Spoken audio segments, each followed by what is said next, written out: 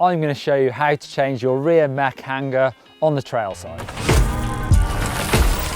So rear mechs are slightly vulnerable, they do hang quite low, so there's a couple of ways you can end up damaging your rear derailleur hanger.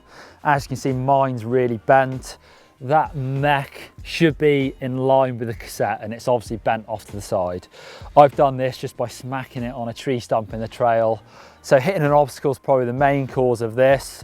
Sometimes on a full suspension bike, if you have the chain too short and you bottom out that rear end, that's going to pull the mech, so make sure your chain's the right length as well. They're actually designed to bend, your mech hangers are, rather than just snapping your expensive rear mech.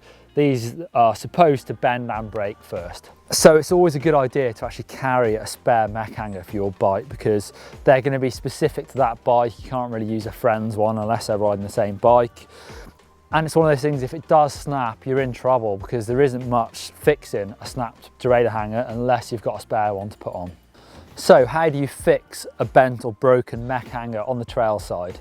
If it's bent, you can have a little bit of a go at actually bending it back. That is slightly risky because you might weaken that hanger, and if it breaks, that can cause you trouble with the mech going into the wheel. Mine, I would say, is far too bent to try and straighten on the trail, so I'm actually just going to replace that whole thing. So I'm going to flip my bike over, laying the handlebars down somewhere nice and soft so I don't damage my levers. First thing I'm going to do is put it into the easiest gear. If it spins down nicely, it might not because it's very bent, and I'm going to take the rear wheel out. So rear wheel out, I can just use my lock on my SRAM mech to make life a little bit easier.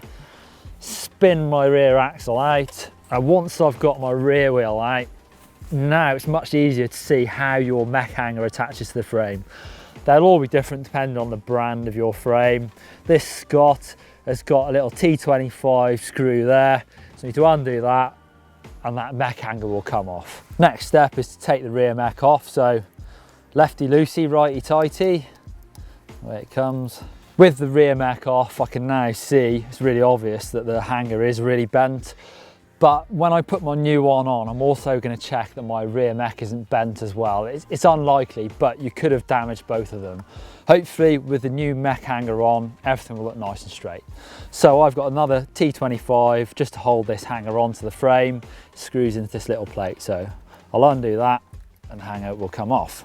So here's my new mech hanger. I know it might sound a bit extravagant carrying one of these everywhere with you, but if you do snap your mech hanger, you're pretty much stuffed. There's not a lot you can do about it. So I do like to carry one with me. So it's just obviously the reverse of taking one off. Just screw it into the frame first, and then I'm going to put my mech back on it.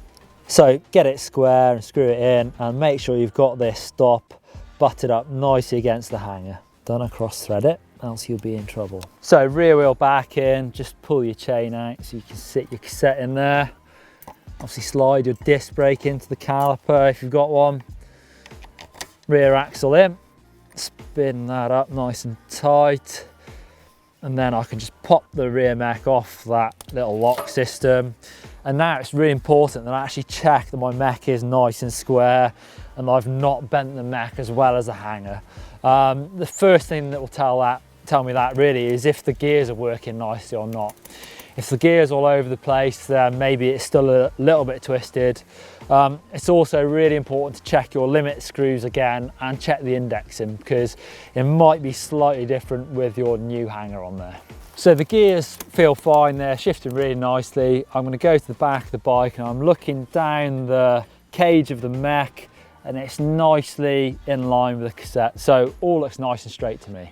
So if you did snap the hanger or really bent it quite badly, I would also check the chain. So just spin it through and just check for any bent or stiff links in there, because you might have damaged the chain at the same time, but all looks good.